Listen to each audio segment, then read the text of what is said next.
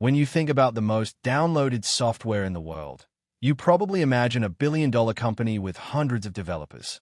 But what if I told you that one of the most installed applications in history with over 6 billion downloads has no ads, no subscription, no premium version, and no data selling? And a fun fact is, it was started by a bunch of college students. So today, we're talking about VLC Media Player, the little orange traffic cone that quietly took over the media world. And more importantly, we're going to answer the question everyone has been wondering. How does VLC actually make money if it's completely free and doesn't sell your data?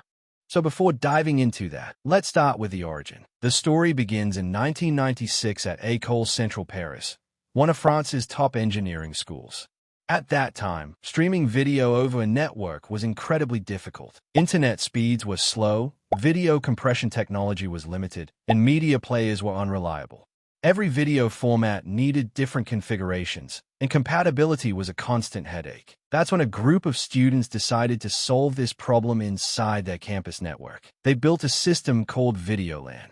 It had two parts, VideoLAN server and VideoLAN client. VLS was for streaming video over the university network and VLC for receiving and playing it on student computers. At this stage, VLC was not meant to become a global media player, but something interesting started happening. By the late 1990s, some of the original developers graduated, and the project slowed down.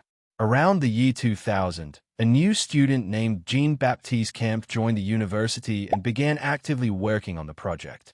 As development continued, the team realized that the VLC client wasn't just good for campus streaming. It was becoming a powerful standalone media player. And in 2001, they made a crucial decision. They released VLC as an open-source software under the GNU GPL license. And that single decision changed everything. That means developers from around the world could start contributing to the project. And that's exactly what happened. As a result, bugs were fixed more quickly, more file formats were supported, and VLC started evolving rapidly. And the timing couldn't have been better, because back in the early 2000s, watching a video on your computer was frustrating. Most people used tools like Windows Media Player and Real Player. But the real issue with these tools was the codecs. Every video format required a specific codec, which was software that encodes and decodes media files. If your system didn't have the right one installed, your video simply wouldn't play. Users had to search for random codec packs online, install them, restart their systems, and hope nothing broke. Sometimes it worked, and sometimes it made things worse. VLC changed that experience completely. It shipped with built-in codecs. That meant you didn't need to install anything extra. You downloaded VLC, opened your file, and it just worked. And this was a big thing back then. By the year 2005, millions were downloading it. And by 2009, Jean-Baptiste formally established a non-profit organization called VideoLAN to manage the VLC project and ensure independence and long-term sustainability.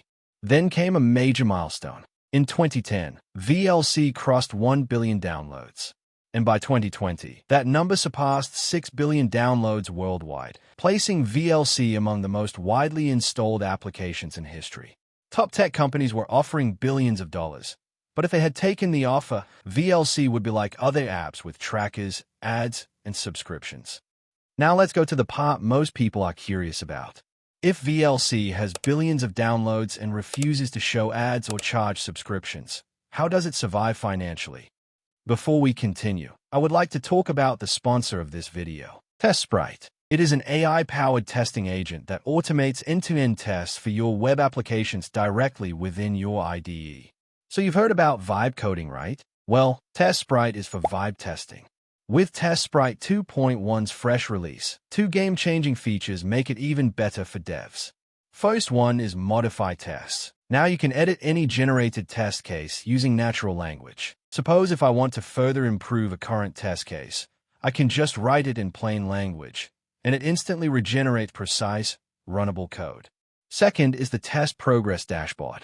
A real-time view of test runs with live logs, screenshots, videos, and pass-fail breakdowns. Another really cool thing I love is GitHub integration. With one-click setup, you can connect TestSprite to your repos. Tests run automatically on every PR, blocking merges if they fail, with full coverage reports right in your pull request comments. TestSprite improves the quality of your application significantly, so make sure to check it out. The link is in the description. So back to how VLC earns money. The answer isn't simple. It might even surprise you. VLC makes money in ways that most people would never expect. Their one main income source is donations. VLC is maintained by a non-profit organization called Videoland, which I mentioned earlier. Occasionally, they ask users if they'd like to make a voluntary donation. There's no feature lock, no forced pop-ups, and no subscription trap, just a simple request. And millions of users choose to contribute. Even if a small percentage of billions of users donate a few dollars, it becomes meaningful funding. What we can learn from this is that if you love users, users will love you back. The second income stream is grants and public funding. Because VLC helps build secure, open video tools used by governments and everyone, they've received targeted grants from EU programs like EU FOSSA. These fund specific projects, like major security audits and bug bounties, to fix vulnerabilities and make VLC safer for all. Next is enterprise and professional services. There's a separate company called Video Labs, founded by Jean-Baptiste. Yes, the same guy who was the lead developer of VLC. Video Labs provides professional media solutions to businesses, things like custom streaming infrastructure, consulting, and enterprise integrations. Video Labs is legally separate from the non-profit Videoland organization that develops VLC, so it itself remains completely free and open source. But here's how VLC benefits from this. Many of the same developers work on both sides. When companies pay Video Labs for advanced media solutions, that revenue helps fund the engineers who continue improving VLC. So another income source is licensing and embedded integration. VLC's media engine can also be integrated into hardware products such as automotive dashboards and specialized devices. In such cases, companies may pay development or licensing fees for integration support. This creates enterprise revenue without affecting the free public version. So those were the income streams of VLC. Many successful apps eventually introduce ads, launch premium version, sell user data, or get acquired. But VLC chose a different path. Even as corporate interest grew over the years, the project remained independent. Its financial model is different from others, and that's what makes this company so unique. If you're building something of your own, you can actually learn from this story.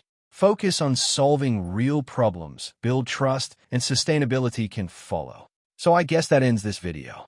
Let me know in the comments what you think about the VLC. And if you want similar success stories, make sure to like, share, subscribe, and I'll see you guys in the next one.